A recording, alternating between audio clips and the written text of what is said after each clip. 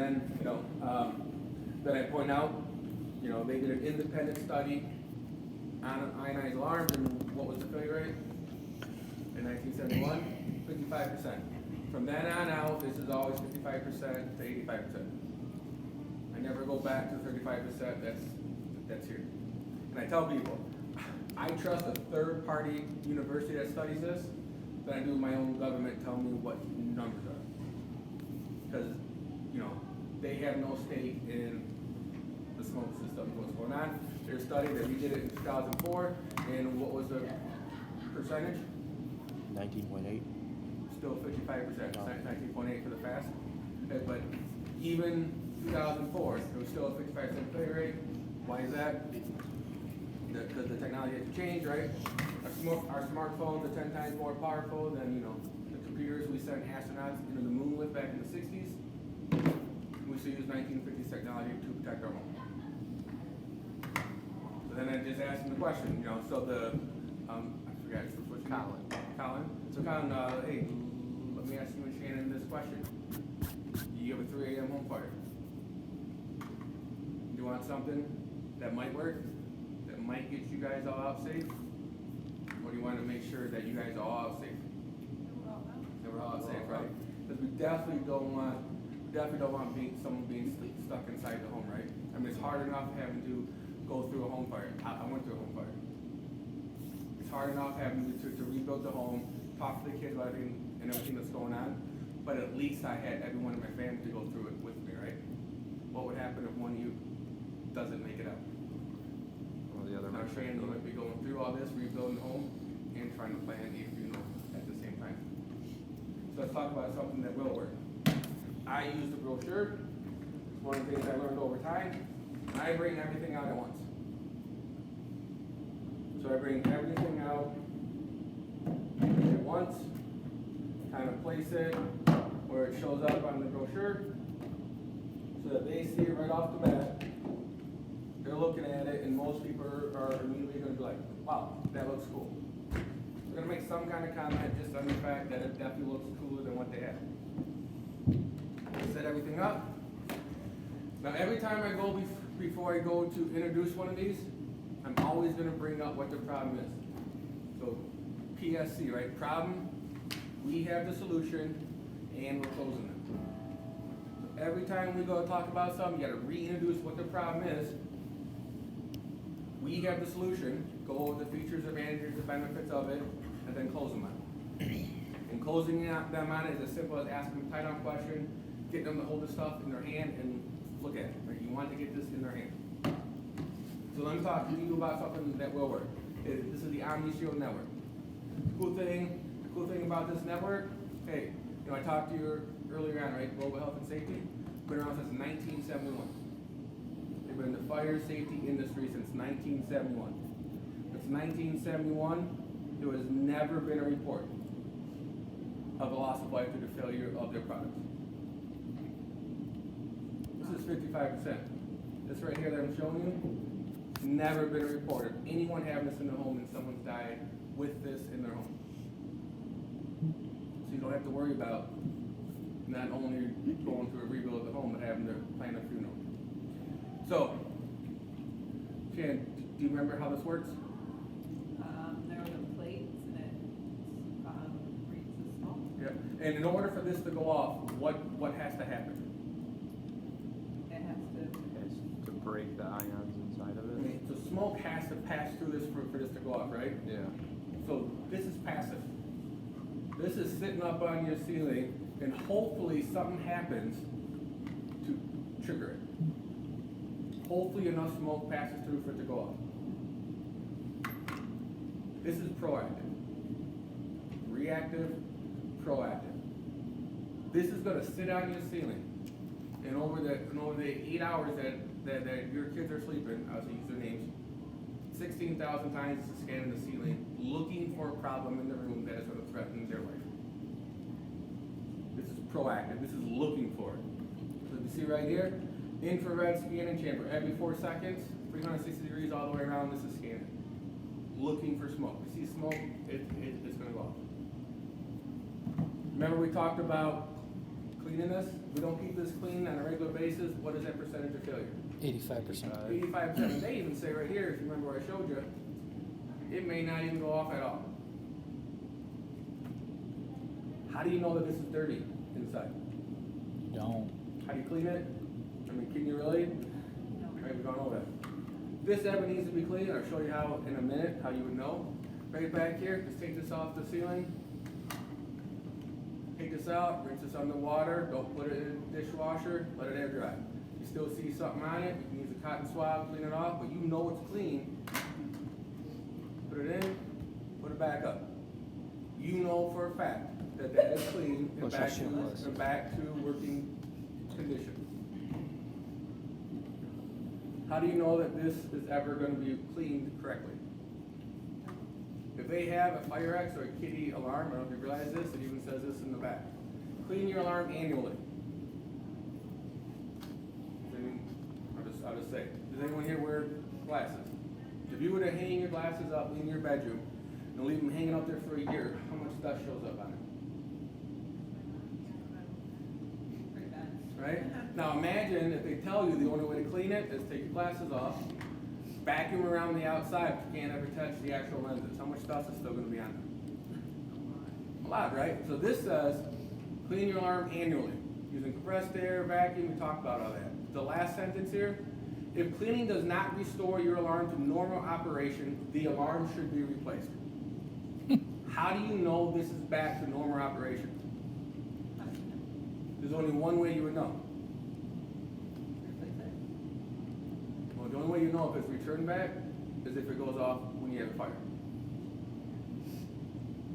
They even tell you if it's not returned back to replace it. This goes on the ceiling, every 4 seconds it scans looking for smoke.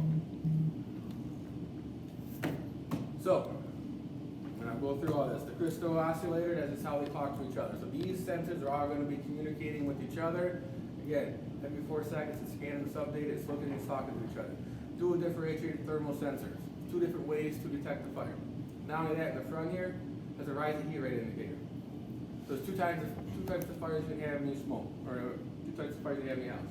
Smoldering one, or that fast flash fire that's spread before the smoke. This right here is going to help to detect that. Temperature ever goes up by 20 degrees or more in under 60 seconds, this is going to melt, it's going to set the system off, and all this is going to go off. So not only will it detect that smoldering fire, it's also going to detect that fast moving fire.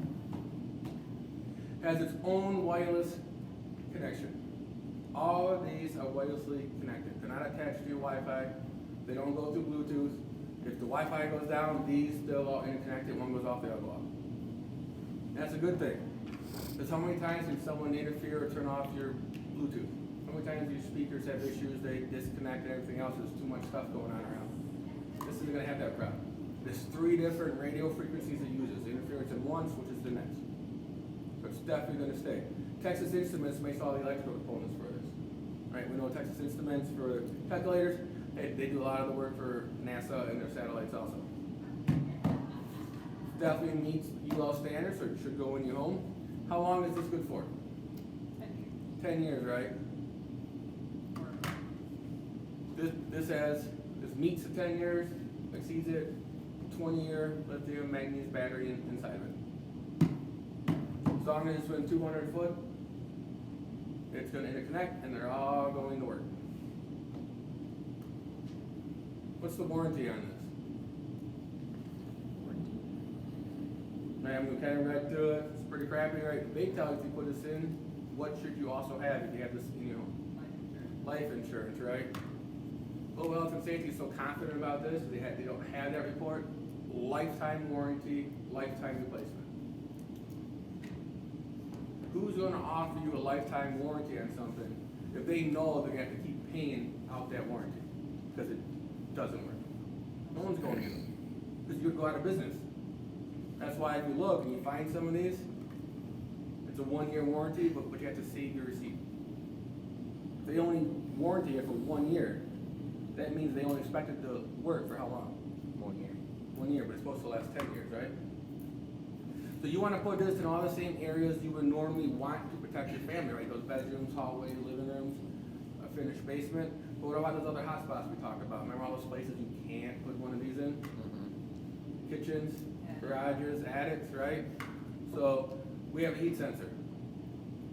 So this is gonna go in your kitchen, set to 117 degrees. As you see, smoke's not gonna interfere with it. Dust, dirt, it's not gonna matter. It's gonna detect the radiant heat in that room. 135 for garages, laundry rooms, 175 for attic. Temperature ever reaches that, it goes up. Same rising heat rate indicator on the front of it. So one goes off, they all go off. If you look at the brochure, it has all the same features. Lifetime warranty. Electrical components made by Texas Instruments. 20-year lifespan. Definitely not 10. Do you have a carbon monoxide detector in your home, Shannon? Yes. If they said yes, by now I would already have it, because you should ask them when you go to the alarm care, whether you grab theirs, make sure you have your carbon monoxide also.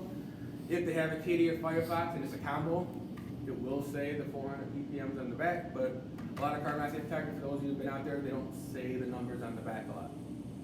But if you don't know how they work, I know you've all been taught in training.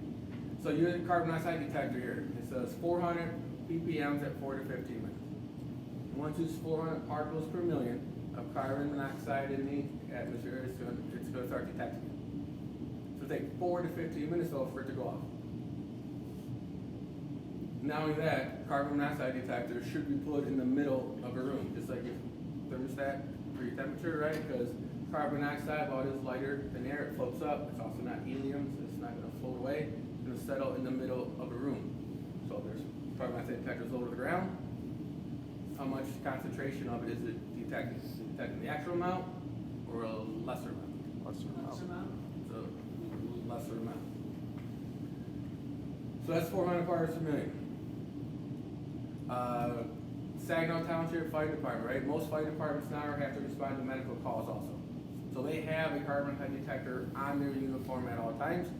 Saginaw Township Fire Department, and theirs is set at 10. They go into a house for a medical condition, or any reason they go in a house, and that goes off at 10 particles per million, they have to leave, mask up, and then come back. It's at 10. They had one, yours not gonna go off to what? 400. The lethal amount for an average healthy adult human, 150 to 200. That's not counting kids, pets, elderly, people with lung conditions. Those are the stories you hear where the alarms go off, people go to the hospital, but they spend a couple of days breathing straight oxygen to get all that carbon dioxide out of their or get out of their system. That's how long it takes to go off. These are the fastest acting ones out on the market today. Starts detecting at 10. It goes off at 70. 5 times better than a store-bought, well underneath that lethal amount for that healthy, average adult human. Not only that, hey, it's always interconnected. If this goes off with carbon monoxide, these are going to go off. This is also going to help to detect a fast flaming fire. So they even have a built-in thing to help you, even if you have a fire in your home, this is still going to detect that 20-degree difference, and it's going to go off. Lifetime warranty, lifetime replacement. So, Colin, so you have this in your home. So this is going off, and you wake up. What are you going to want to know? Where the Definitely fire's want- at. Absolutely, you definitely want to know where the fire's at. Why? Because Your escape route. You know, right? Yeah, you want to make sure is my escape route open and closed. You know, I have 3 kids, right? My natural instinct would be to go to my 7-year-old's bedroom first to help get them out of the home, right? Because he's the youngest. What if the fire is actually in my 12-year-old daughter's room, and I go the wrong room? Because you hear the noise, you go down the hallway, but can you actually pinpoint where it is? The only way to know where your fire is with this is if you do what? Look for it. You have to go walk it and look for it.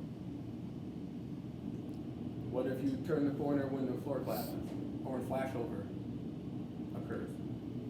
Or you go in the right direction, but you just go in the wrong room. So this is our bedside. This is our bed shaker right here. So this goes on your nightstand. All your alarms go off. This is going to go off. This is going to vibrate the bed and wake you up.